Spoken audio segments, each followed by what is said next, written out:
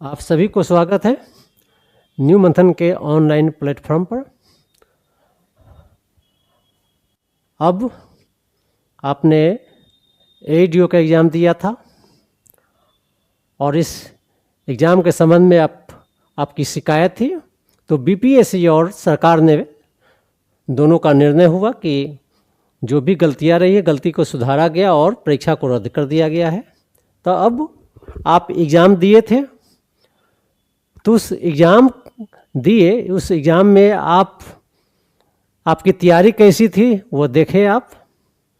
तो अब जब एग्ज़ाम आपका कैंसिल हो गया है, अब आगे क्या कीजिएगा उसी के संबंध में यह वीडियो है।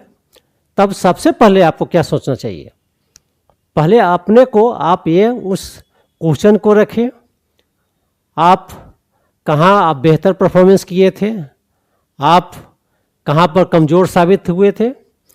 तो अब जो भी समय मिलने जा रहा है उस समय को बिना गंवाए हुए, यदि आपका टारगेट है कि हमको एडीओ बनना है, एडीओ में नौकरी ले लेना, एक सीट कंफर्म करना है, तो अब आपको माथा कुल करके, माइंड कुल करके अब यह सोचना है, क्वेश्चन देखते हुए किस तरह से एग्ज़ाम हुआ है, तो आपका जो बेहतर पोर्शन है, साथ ही साथ जहां आपको जिस पेपर में कमजोरी फील हुआ था उस कमजोरी को कैसे दूर करना है। तो जब तक एग्ज़ाम नहीं हो रहा है, जब भी एग्ज़ाम हो, यदि आपका टारगेट है कि एडीओ, तो उसके संबंध में आज से ही बिना समय गंवाए आप जिस पेपर में बेहतर फील करते हैं उसको बेहतर से बेहतर बनाने का प्रयास कीजिए, बेहतर परफॉर्मेंस कीजिए आप।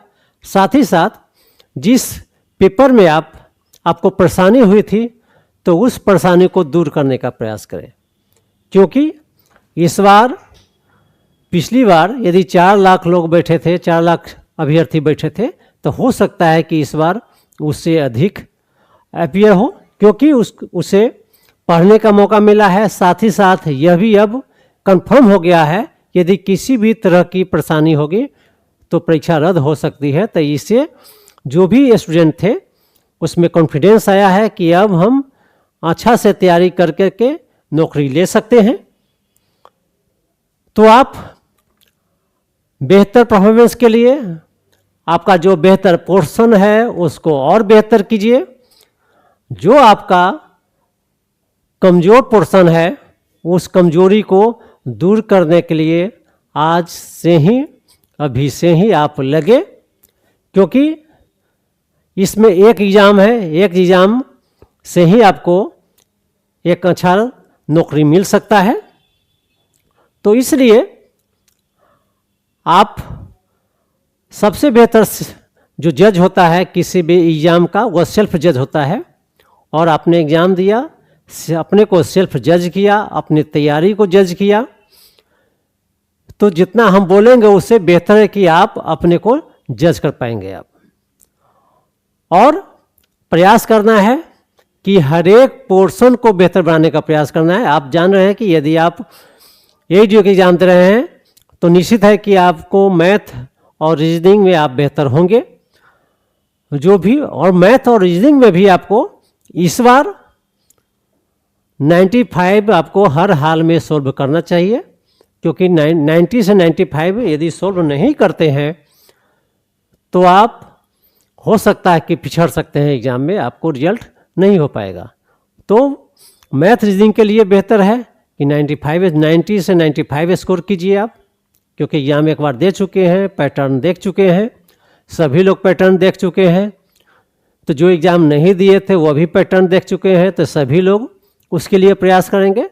तो 90 से 95 बनाने का प्रयास करें। और जीएस में आपको हर हाल में 70 से 80 के बीच में आप यदि ये स्कोर कर लेते हैं तो आप सफल हो सकते हैं।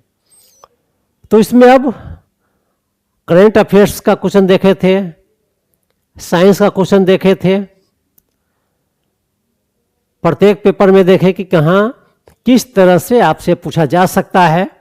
तो इसको देखते हुए आप अपनी तैयारी को, अपने जो तैयारी करते हैं उस पैटर्न को चेंज करें, क्योंकि बीपीएससी ले रही है। बीपीएससी का आपने पैटर्न देखा एडीओ में, और 72 के जो पीटी होने वाला है, तो अभी आप तैयारी करते हैं, इसका लाभ 72 में भी मिल जाएगा आपको पीटी में। फिर अगली कोई एग्जाम होगा उसमें भी फायदा हो जाएगा। तो इसलिए आप बिहार है, करेंट अफेयर्स है, हिस्ट्री है, ज्योग्राफी है, पॉलिटी है, इकोनॉमिक्स है, उसको बेहतर से बेहतर करें आप।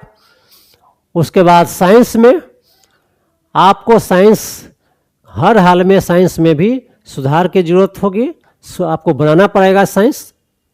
तो इस तरह से ओवरऑल आपको दोनों पेपर बैलेंस बनाते हैं, तभी आप सफल हो सकते हैं।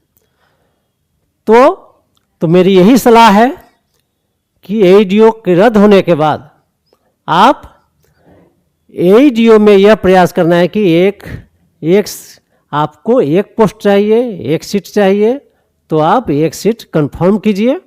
और जिस तरह से हमने सलाह दी है आपको तैयारी करने के लिए, आप पॉजिटिव नेगेटिव को देखते हुए तैयारी करें, और इस तरह से आप सफल हो।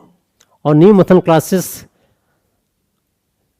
मतलब करंट अफेयर्स का भी हमेशा करंट अफेयर्स का टॉपिक हम लोग दे रहे हैं, और अन्य जो भी पेपर है उसमें भी आपका एमसीक्यू मिलेगा। तो आप न्यू मथन क्लासेस का से जुड़े आप, और अधिक से अधिक अपनी तैयारी को बेहतर करने का प्रयास करें। तब तक के लिए फिर धन्यवाद। फिर मिलेंगे एक नए टॉपिक के साथ।